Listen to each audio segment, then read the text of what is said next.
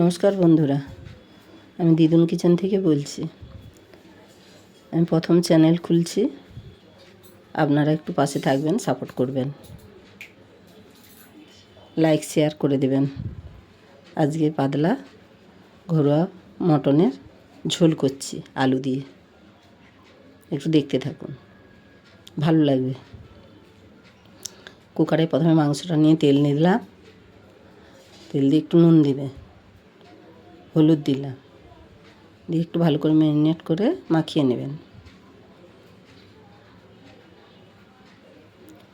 Tomato কুচি দিলাম,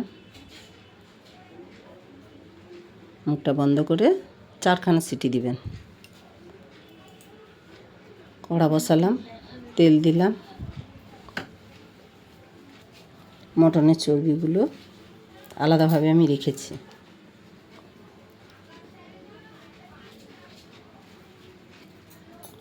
ভেজে নেব। একটু ভেজে নিয়ে হালকা করে ভেজে নেব, কড়া করে ভাজতে হবে না, হালকা করে ভেজে তুলে নেব। এই চর্বিটা পরে দেবো, আবার দেখতে থাকুন।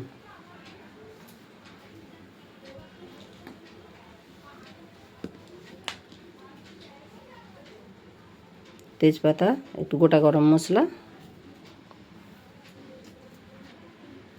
দিলাম, আর পেঁয়াজ দিলাম, কুচনো পেঁয়াজ দিবেন। পেঁয়াজটাকে পেস্ট করে দেবেন না, ঝোলটা বড্ড গাঢ় হয়ে যায়। পাতলা ঝোল খেতে হলে পেস্ট করে দিলে ভালো লাগবে না। যদি মটন কষা খান তখন পেস্ট করে দিবেন।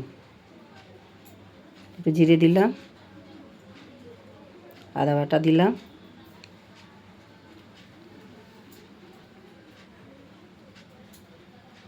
নেড়ে হলুদ দিলাম,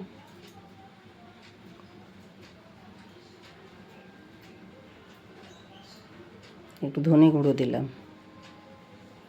অল্প দিবেন, লঙ্কা দিলাম, লঙ্কাটা যে যা স্বাদ মতন দেবেন। হালকা জল দিবেন একটু, নাহলে গুঁড়ো মশলা তো ধরে যাবে তলায়।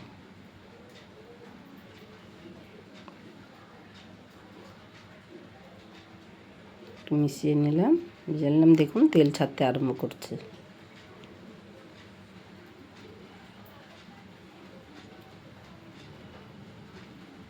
টমেটো কুচি একটু দিলাম।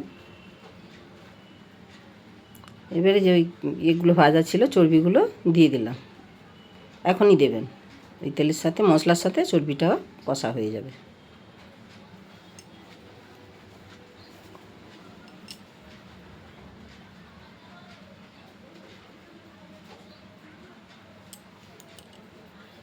একটু হালকা চিনি দিলাম,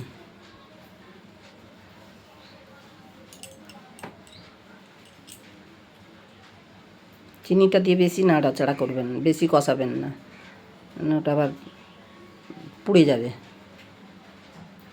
দেখুন সব মশলা হয়ে গেছে। এবারে মাংসটা যে সেদ্ধ করে রেখেছিলাম ওটা দিলাম। আর ওই মাংসর এক্সট্রা কোনো জল দেবেন না। ওই যে সেদ্ধ করেছি মাংসটা কুকারে, ওই কুকারে অল্প অল্প হালকা হালকা করে জল দিবেন, মাংসটা দিয়ে দিলেন, দিয়ে ওই কষতে কষতে ওই জলেই কষতে কষতে 50%, এমনিতে তখন 50% সেদ্ধ হয়ে গেছিলো, কষতে কষতে আরও হয়ে যাবে 80%।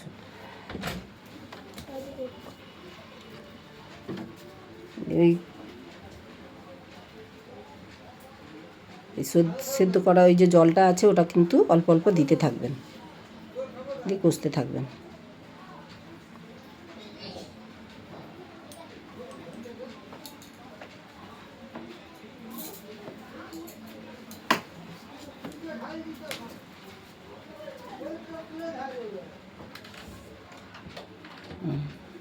অল্প অল্প জল দিবেন আর কষবেন মাংসটা।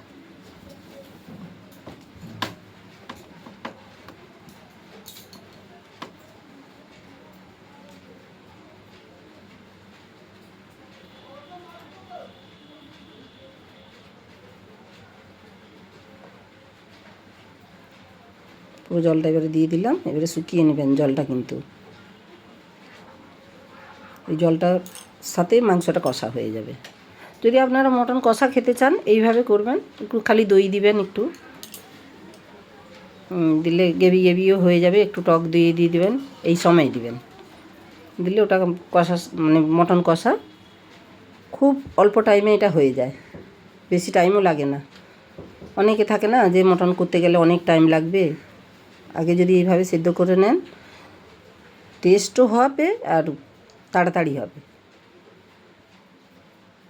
তেল ছেড়ে দিয়েছে, এবারে ওইদিকে আমি গরম জল বসিয়ে দিয়েছি একটু।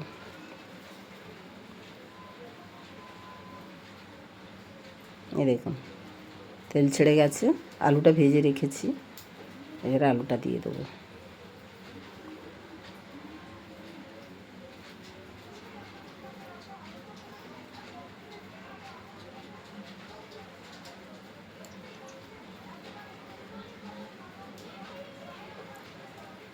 তখন তো অল্প নুন দিয়েছিলাম, আর একটু নুন দিলাম।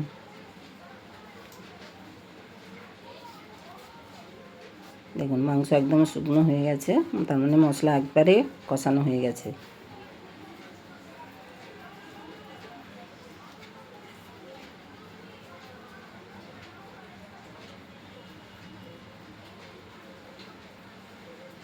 আঁচটা কিন্তু আমার কমানোই আছে, কমানো হচ্ছে কেন, আস্তে আস্তে করে কষলে জল দিয়ে দিয়ে তাহলে ভালো সেদ্ধ হবে। মিডিয়াম আছে করা আছে। একটু ঘি দিলাম, ঘিটা দিয়ে কিন্তু একটু কষবেন, নাড়াচাড়া করবেন, না হলে ঘিয়ের গন্ধ ছাড়বে। অনেকে তো ঘিয়ের গন্ধটা পছন্দ করে না, ঘিটা দিয়ে একটু কষে নেবেন। দেখুন মাংসটা একদমই এবার ঠিকঠাক হয়ে গেছে কষানোটা। এবারে এই গরম জলটা আছে আমি দিয়ে দেবো।